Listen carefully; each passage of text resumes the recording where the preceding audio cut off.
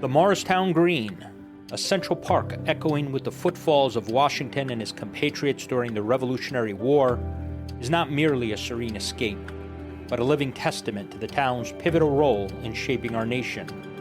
Morristown's history seamlessly intertwines with every individual who grew up there, creating a childhood rich in the echoes of the past and a vibrant spirit of community carried forward by each successive generation. These are their stories. This is Beyond the Green.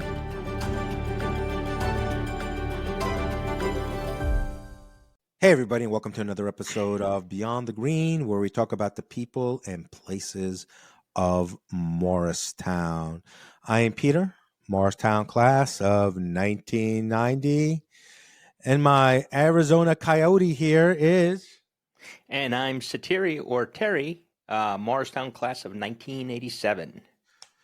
So as we go into the last week of April here, and I can't believe next week is going to be May already.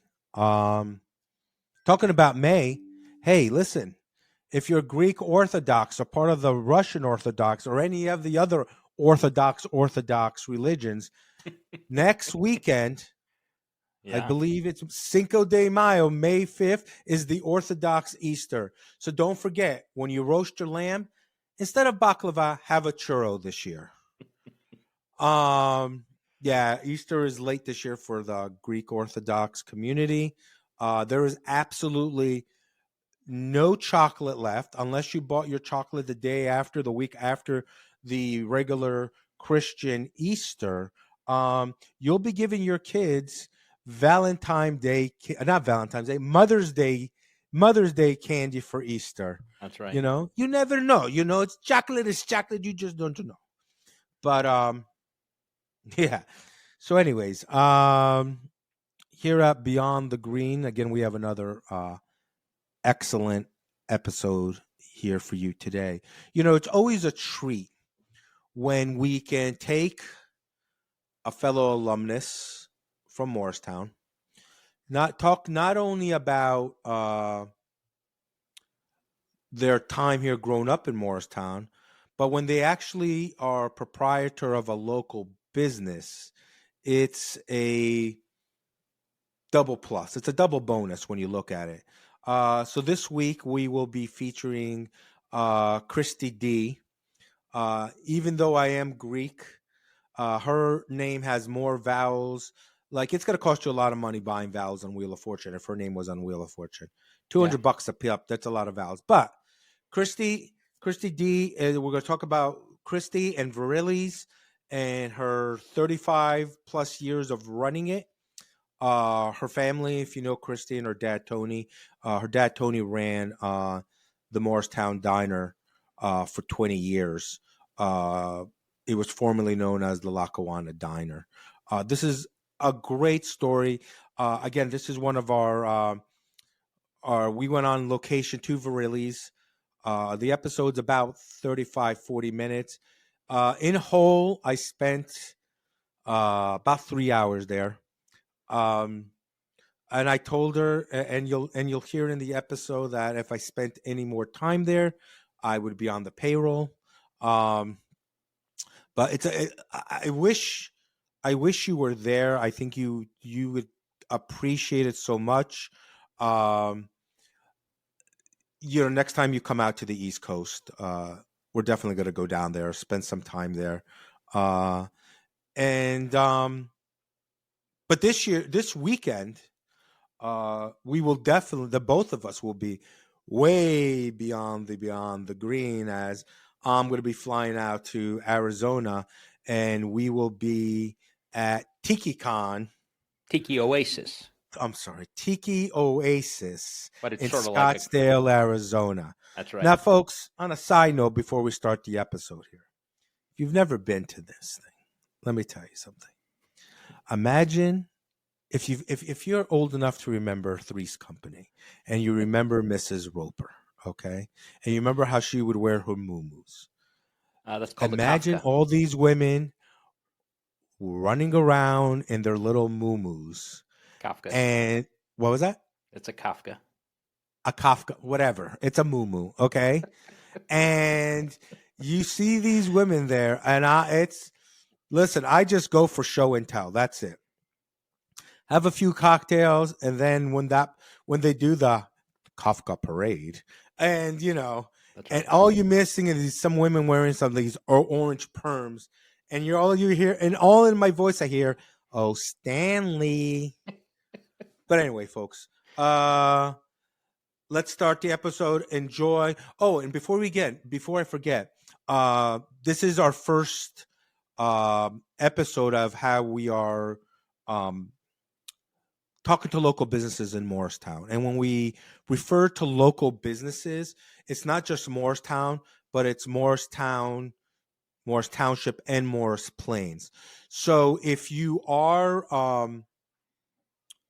a business owner, you don't have to be a Morristown High resident or live in town. But if you have a business and you want us to spotlight you, let us know.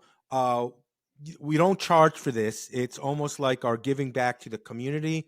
We also do press releases. So about 48 to 24 hours before the episode airs, a press release goes in, and it's just a way for us to give back to the community and give you some free advertising out there to help generate a little bit more people coming into your businesses. So now, without further ado, here is Kristi. Hey everybody, and welcome to another episode of Beyond the Green, where we talk about the people and places of Morristown. Today we are sitting here on Martin Luther King Avenue, Morristown at Verrilli's. I'm sitting here today with Kristi Dimogerodakis. Kristi? Hello there! I'm glad you took the time to sit with us today. Wouldn't have it any other way. Yes. This is a special podcast. Absolutely it is. It's about our Morristown people. That's right. So you are a Morristown High School class of 1988. It's a long time ago. It's a hop, skip, and a jump. Absolutely. Absolutely. We just celebrated our 35th high school reunion. Yeah. Back in October, which was a blast. We had probably one of the largest attendees. Over 100 people came. We opened it up to all classes. Yeah. And got to see faces we haven't seen in years. It was a good time. So let's talk about, you grew up in Morristown. Yes, sir. And you grew up in Convent Station? Yes. Okay. And your parents, like my parents, immigrated to this country? They did. My dad did. Right. My mom's a Jersey girl, born and raised. But my dad immigrated from Greece, from the island of Crete in 1968. Right. And found his way to Jersey City, where he was a dishwasher, and kind of forged the American dream. Right. In 1974, bought Morristown Diner, which was Lackawanna at the time. Right. And 25 years of my beginning life was spent in the diner days. So let's talk about growing up in Morristown. So you went to school where? So let's see. I started at Normandy Park School. Okay. Which was right up the street. I was a walker. Right. They didn't bus kids then that could walk. So my mom would walk me every day. So I went kindergarten through 3rd grade there. Then I went to George Washington. Okay. Wow. For 4th grade. And I had Mrs. Cox. Yeah. And then they closed the school. So I got 1 year at GW. Okay. And then I went to Thomas Jefferson. Sure. From TJ, Frelinghuysen to the high school. So I'm going to ask a silly question here. I already know the answer to this. No sports in high school. What do you mean? Varsity all the way. Absolutely. No, I was in the choir. Okay. I did participate. I was the social butterfly. Sure. You could find me strolling the halls and making friends. Yeah. But I was in the choir that I enjoyed. Gym wasn't my forte. As we'll discuss that a little bit later. So let's talk about the family business. And so like you said, you guys own the Morristown Diner. Now, how many years were you guys operating that? 25. Okay. And so go ahead. We were there for 25 years. So at 9 years old, I decided to help Dad. Sure. So it was a way to spend time. Right. And I thought it was cool. They gave me an apron, and I just started saying, "Hi, can I help you?" And that's how it all started. You know, it's funny that you say that, because a lot of times, and maybe not outside of New Jersey, but the term diner princess is commonly used for the daughters of diner owners. Do you agree with that term? I don't think there's anything princess about it. Okay. When you're working 12 hours a day, 6 days a week. No. Yeah. Dealing with everything and everyone, and dealing with the bar crowd at night, just the drunks alone. Yeah. Back then, there were no other eateries. Sure. So when all the bars closed, the diner was the hub. Yeah. So you could do everything in one night. You could have like the trifecta of what was open 24 hours was Lackawanna, the police station, and the hospital's emergency room. Yeah. And some people visit them all. Yeah. Because that's what it was. Yeah. Do you think, and then at what point in time was taking over Verrilli's at the same time you were running the diner? So in 1988, Ann Verrilli, who was running the business here, wanted to retire. She was the last of the Verrilli family that was running it. I believe she was 85 at the time. Wow. And she wanted to hang up her baking mitts and relax. And sure enough, so my dad had always expressed an interest. Okay.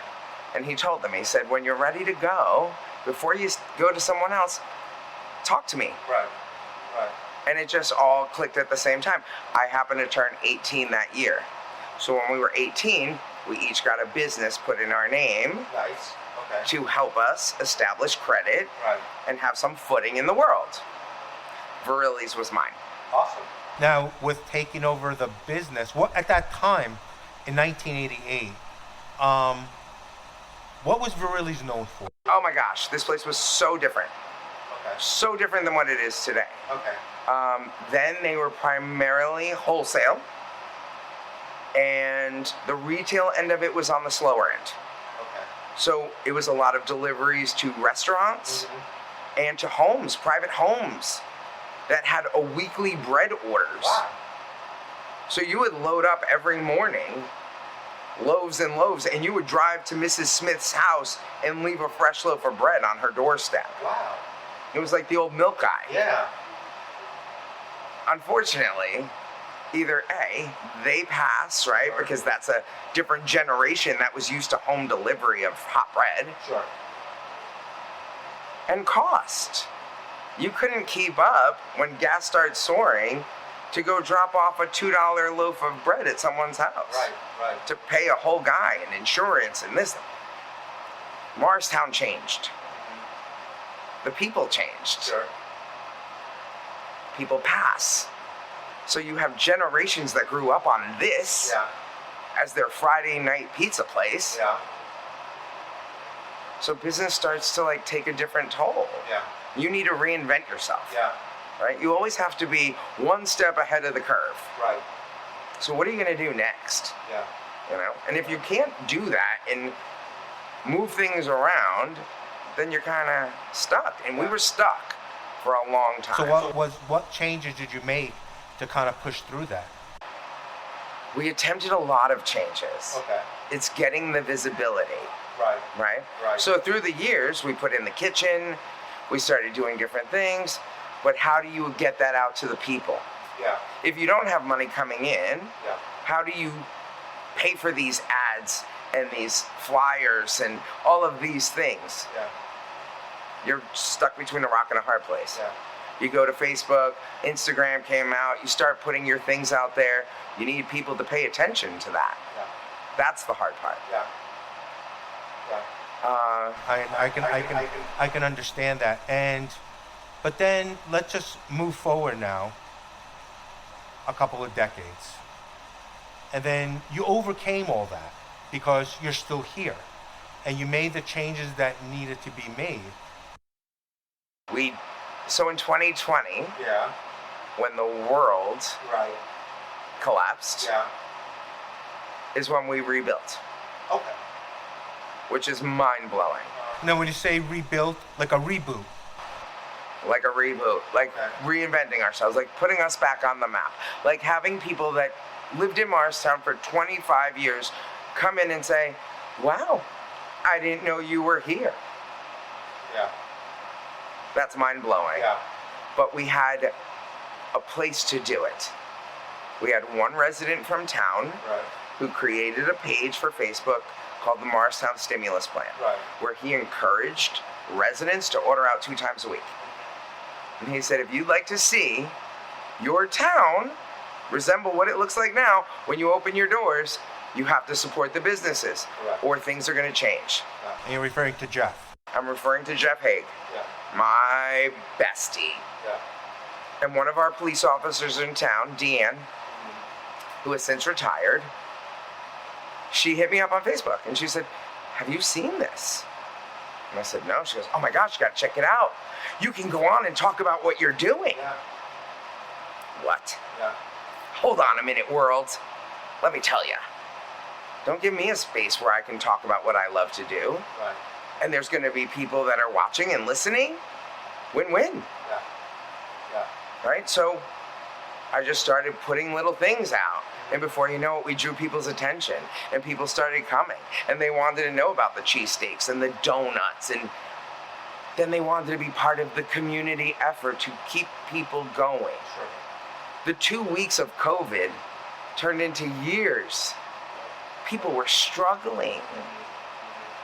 So in the hardest part of life, I got to see the beauty of a town come together. And as a business owner, Sure. who is reaping the benefit of you keeping me afloat, to not kick back, shame on me. Yeah. Yeah. Shame on me. We have 2 hands. Exactly. One we get with, the other one we give with. If we do it that way, we're always going to win. Sure. And you've always been one to always give back to the community. You have to. Yeah. This is home. Yeah. If you don't care about home, who will? Yeah. Let me switch gears real quick. Off the air, we talked about this a little bit about an attempted political career to run for city council. Yes. What motivated that? 2020 motivated that. Okay. Seeing what little was being done. Okay. So if I can get in my car at 6 o'clock in the morning after working until 1 a.m. to head to Restaurant Depot so I could buy groceries, so I could join Nestor from Chef Reddy's table on a food line so that the people that are waiting have things to eat while they hold their children's hand, Yeah. I'll do it. Yeah. But I want to know where my council went. Where were they? I had no one come here. I had the mayor come once. Okay. Photo op. One visit in an entire crisis from an entire Yeah. group of people? Yeah. Where were you? I understand that I'm on Martin Luther King and not South Street. That's a problem. If we don't recognize the neighborhood that made Morristown great off the sweat of people's backs Yeah. that made it great, then we have a problem. There's a little video clip of Morristown that was placed on the internet. Where's People Avenue? Where's Flagler? Where's MLK? Where are those streets? You can't make a video to promote your town without including all of your town. Sure. So I wanted to be a voice for the voiceless. I don't like the way the town has changed. Yes, it's wonderful on one aspect to have the monetary growth and development. We all need that. But don't lose the people in the process. Yeah. Morristown, Martin Luther King at one point was an all African American neighborhood. Every home owned It's changed. Gentrification is real. My neighborhood has changed. I was okay with being the only white girl in the neighborhood. When I would leave school and walk from Morristown High to the diner, the flow of kids that were walking to Flagler and Clypots are totally different than the flow of kids that are walking there now. Everything has changed. We've lost the population. And that bothers me. The diversity of Morristown is why I stayed in Morristown. So you're saying when you say you lost the population, you're more referring to the diversity of the town, not Correct. the actual physical number of people living within the town. Oh, not the physical number of people. No, we've managed to increase that. Yeah. Okay. With, and yes, with transient people who want to party in Morristown. It's a young people's town. And that's great. Yeah. We love it. Yeah. We love the energy, right? Yeah. You have these restaurants and bars and clubs, and there's something for everyone here. Yeah. But when you're looking to buy, are you staying? Where is our retention? So, yes.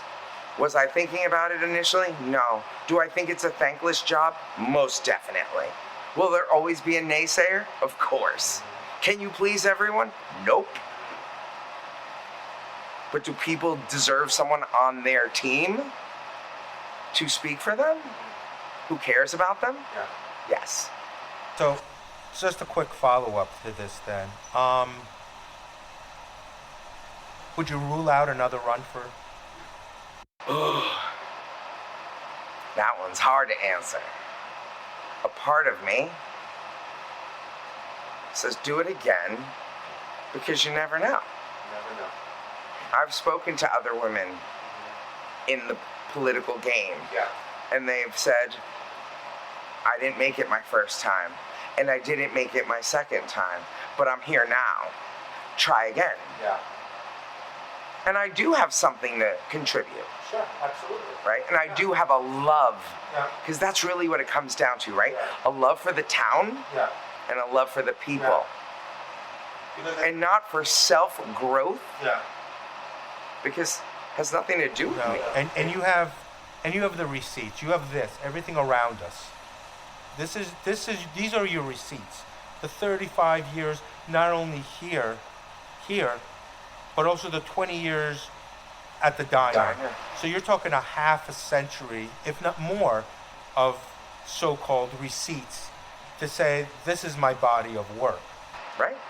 And my last question on this topic is, and I wanna put this in a place that doesn't cause too much drama out there. Would you say that local government in Morristown, as it is now, is working for the people, or are they working for themselves? It's a loaded question.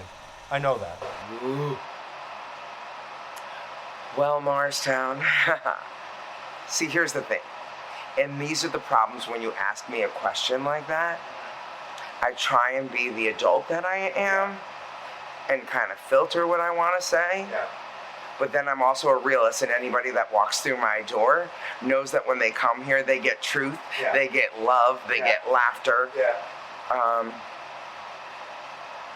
No, I believe it's all self-benefit.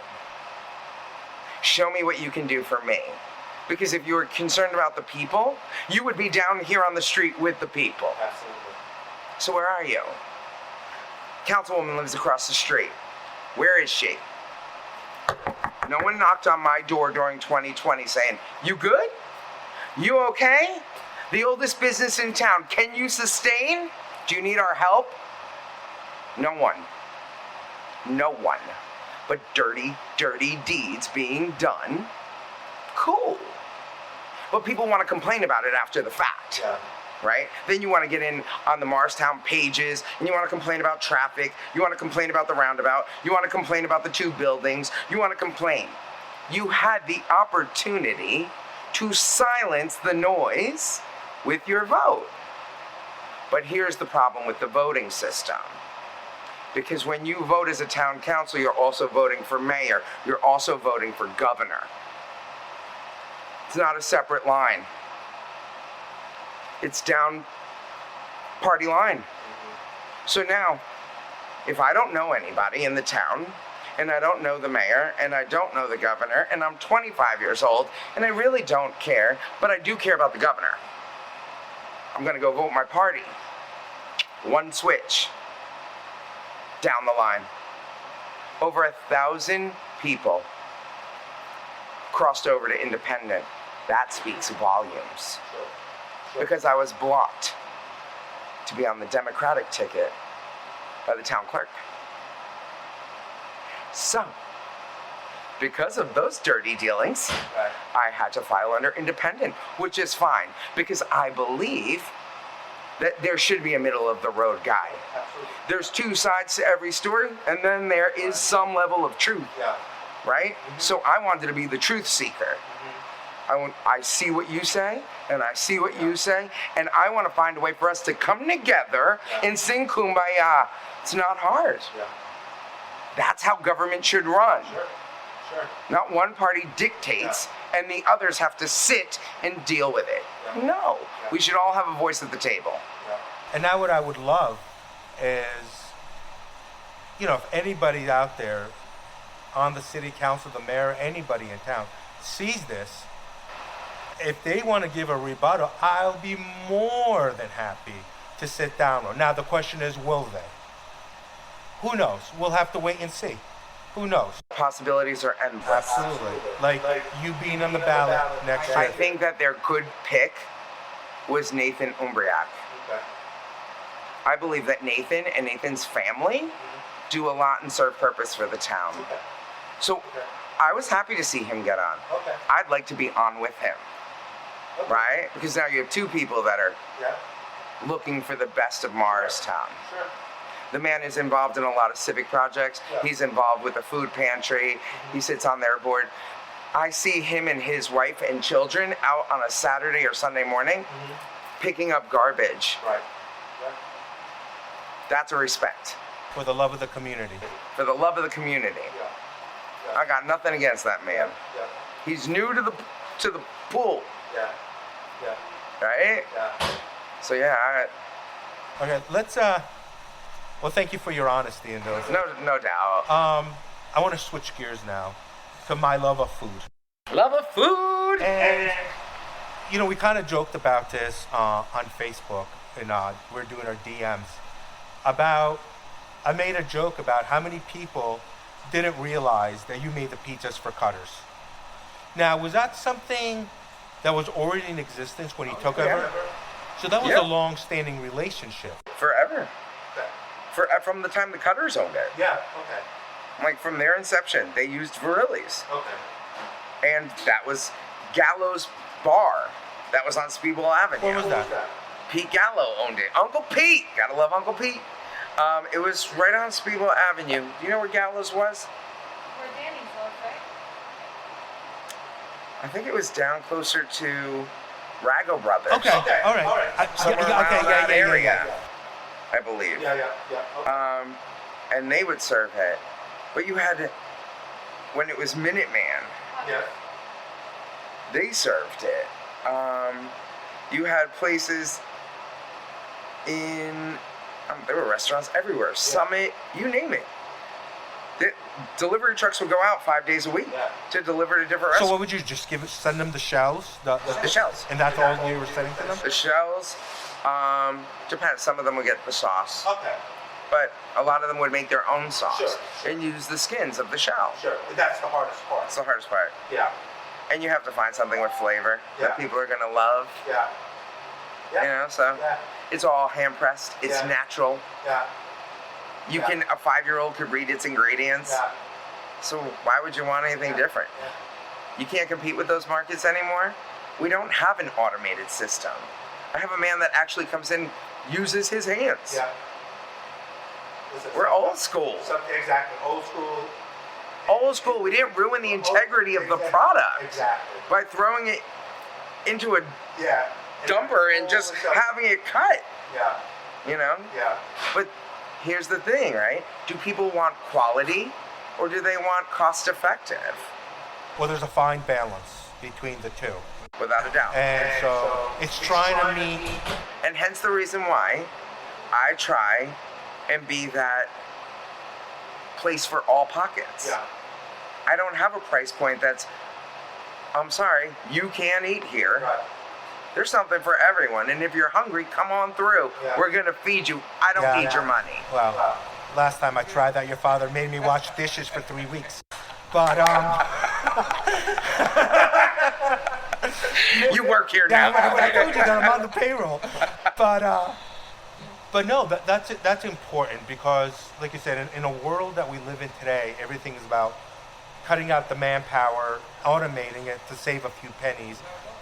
But of course, you're always losing the quality of what you're making. It's not the same. So I just want to go back. If you've watched the show, you know we have our 5 simple questions on the show. Dun, dun. So let me ask you this: growing up in town, you've already talked about how you worked at the diner and all that. But on the weekends, when you were in high school, did you have the opportunity to go out? And if so, where did you go? Oh God, no. No. Yeah. No. No. Yeah. Not with my crazy Greek father. There was no going out on the weekends. Yeah. When you were in high school, you were at the diner. Yeah. You know, you had your availability, like during the day, Yeah. you can go uptown with friends. Sure. But there was no parties. There was no drinking. There was no smoking pot. There was no any of that as a kid. Yeah. We didn't fear the police. No. We feared the man. He took one look at you and you were like, I will behave. Yeah. Yeah. In my case, it was the woman. Right, see? Right. No, we just were like, no, we didn't mess around. My brothers got away with a little bit more because they're boys. Yeah, of course. But no, the Greek girl doesn't do those things. Yeah. You go to work at the diner. Exactly. So that's what And you know, we talked about, my immigrant parents, my father spoke English when he immigrated. My mother didn't speak a lick of English, but then she went at night school to the high school and learned English. And one of the 2 phrases she's learned early on was, I'll kill you. Knew we were in trouble when she came home one day and she said, what did she say? Money talks and bullshit walks. I love her. When the minute she said that, we were done.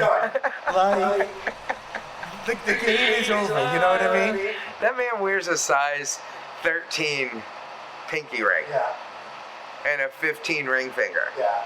No. Yeah. You weren't doing anything wrong. No. Yeah. Yeah. The police, if they saw me driving and speeding, they would go to the diner. Yeah, report you there. They'd be like, we saw Kristi. Yeah. They'd be like, he's like, oh, you did? Yeah. Yes. We swore it was either a fire truck or an ambulance. Because it was going 75 and a 25. Yeah, exactly. And I'm like, just give me the ticket. Yeah. Please. Yeah. Stop going to him. Yeah. It's like capital punishment. Right. You know? Right. No, but I was at the diner. Weekends I spent there. Yeah. Did your friends come visit you that knew that? Oh, without a doubt. Yeah. Without a doubt. It was always the center of, Yeah. people came. Yeah. And then you had like all of the entertainment that came by itself. Yeah. So that was, where were you going to go? Yeah. There's nothing for kids to I do know, then. I know. Not in our age grouping. No. So, moving on, talk about high school, or even Freelandheisen. Did you have a favorite teacher? Ooh. At the high school, I loved Mrs. Trebus. This was a math teacher. Math Yeah. teacher. Love Mrs. Trebus. I think she is awesome. And she was spicy. She didn't take any crap. Right. She was, she had kids and she knew the deal and they were in school with me and so I loved her. Yeah. I mean, there's so many teachers, right, that touched your heart through the years. Mrs. Pritchett, Mrs. Cox that I mentioned, Miss Raspa, Miss Harris. Those are going back to grammar school years. Sure. Once you got to the junior high, Mr. Salvi. Sure. Who else was over there? Miss Stryker, Mrs. Miller, the gym teacher. There's some people that will always hold a special place in your heart. Yeah. Because they believed in you and you didn't believe in you. They saw something in you. Exactly. You know? Yeah. And they encouraged and they pulled out the best. When you were slacking off, they knew how to get you to give that little extra. Do you want to talk about Mr. Bruchak and how he felt that you would be an Olympic athlete? That poor man. Those poor gym teachers at Morristown High, they deserve a gold medal for dealing with me. Yo, you wanted me to have gym and then take what, a shower or be sweaty for the rest of the... I was one of those girls in high school. I didn't look like this. I actually did hair and makeup and was dressed every day. Yeah, I remember going to, I don't know if it's still mandatory now, where you had to take swimming. And then you'd go to the rest of your classes for the rest of the day smelling like chlorine. Well, look, I was a big girl in high school, bigger than I am now. There was no way I was putting on a bathing suit. First of all, teens already have their own little hang-ups. And now you want them to change into a bathing suit? Yeah. So what are you saying? Yeah. Unless you want to be on the swim team, I don't see the need. Yeah, exactly. You should learn how to swim prior to high school. Yeah. And if you don't, then the high school doesn't have to teach you. Exactly. So even so, let's talk about keeping with the food theme here. So we were talking about going off campus for lunch. I mean, would you do the typical Suvios thing? Could you come here, go to the diner and eat? Like, oh God, no. Because I was always skipping class. So you're The always students at Morristown High School Yeah. have one lunch period because I believe that I am the one, hands down, that created the one lunch period. It used to be from 4th period through 8th through 7th. Right, yeah. So you had 4, 5, 6, and 7. You start like at 10:30 in the morning. Right. Yeah. Well, I had a friend in the 4th period. I certainly wasn't going to let them eat alone. So where would you go? I would just hang out. In the Whether it was cafeteria? in the cafeteria, outside, in the atrium. We would go for strolls uptown, but never where he could find me, because I was supposed to be in school. Sure. So, am I making a correct assumption? And I certainly don't like making assumptions, but I'm assuming that Mr. Smith knew exactly who you were. He did. They all did. Yeah. I was a good kid. Yeah. I was a chatty Cathy. Yeah, I understand. I didn't get in any trouble. I was very respectful. Yeah. I didn't have drugs, weapons, I didn't bully anybody. Yeah. I was just a social butterfly. Yeah.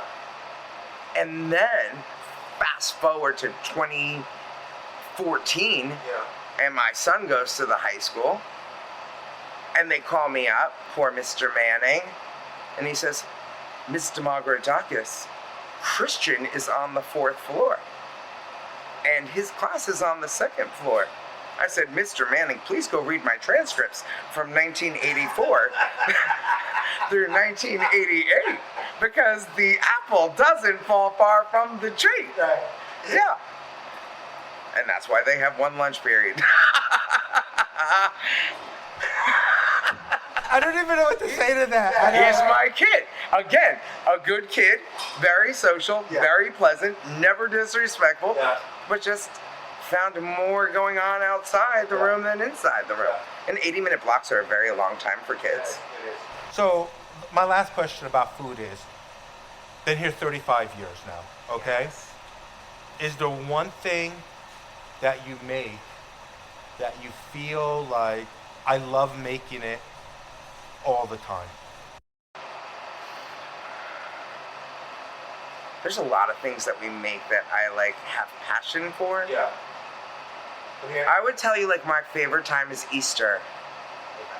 Easter or Christmas, right? Where you're making those specialty things that everyone looks forward to. Sure. So we make the pizza gains or the pizza rustica Sure, at Easter. Yeah. And it's a one-time thing. And people love it. Yeah. And that brings me joy. Yeah. Because it's a tradition now that they've formed. Yeah. The Easter bread. Again, something special, right? We make everything else. Like, we make a cheesesteak every day. Yeah. We make a breakfast sandwich every day. Do we have a love for it? Yeah, we love what we do. But it's the special things. It's the charcuterie board. It's the catering jobs, right? Where you're creating an event for someone to bring them happiness and to see their smiles and their guest reactions and hear the feedback. That's why you do it. You know? You do it for all of that. And you know what I appreciate you is your passion. That for 35 years, you know, after some people lose the passion for what they do, and they do because that's all they know how to do. But I feel your passion in this. I feel your love for this. You know why? Because I do it in my town. Well said. That's why. So my final question, again, I'm going to try to stay out of controversy, but controversy finds me.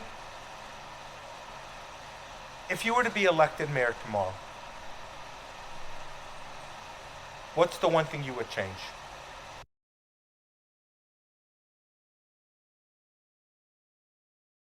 Again, I wouldn't want his job. I don't think he's a bad man. I don't. For the record, right? Let's be honest. I think he's done some great things for the town. I think you just have to broaden your horizons to incorporate others. When the median income in Morristown is $128,000. That's all it is? That's all. Okay. I'm below poverty line then. Understood. That's a problem. So this once was a working man's town. A working man's town, and the outlier, the township, was where the money sat. Sure. It's no longer that way. Now Morristown is 6 figures or better. We're pulling in one group of people, and we're forgetting how we started out. And that's all I ask, right? Let's remember where we came from. So what I'm hearing, just more inclusivity, to bring back the diversity. Without a doubt. That This should be price pointed for everyone. You should be able to find housing without going broke. I shouldn't have to uplift my family from Morristown where they were raised because we can no longer afford to live here. There needs to be some type of rent control. And I think I would start there, right? I would start there. I want a kumbaya moment. I understand. Right? I want 2020 back. The positivity of 2020. The community coming together. People caring about people. Didn't matter what color you were, how much money you made, who you laid with, none of it. We all cared about staying alive and helping the next guy out. I got to see the beauty of humanity. I want that. And I would love to be a part of keeping that together in Morristown. So I try and do my part. I agree with you on that, other than the scarcity of toilet paper, which caused the war among neighbors. Yes, it's crazy. So listen, Kristi, thank you so much. Thank you. For sitting with us today. Once again, we're at Verrilli's, 3 Martin Luther King Avenue in Morristown. And again, thanks once again. People, come down to Verrilli's. If you haven't been to Verrilli's, come down to Verrilli's. It's an awesome place. Grab a pizza, call ahead. They'll have it. And Tuesday's pizza night, right? Tuesday's pizza night. So from 3 to 7 every Tuesday, you get 2 large cheese pies for $20. Want to make it a meal? Add 6 of our cinnamon spud nuts for $10. It's a savings. You can feed a whole family on $30. Because guess what? If I'm affected financially, so is everybody else. So everyone deserves a little break. Absolutely.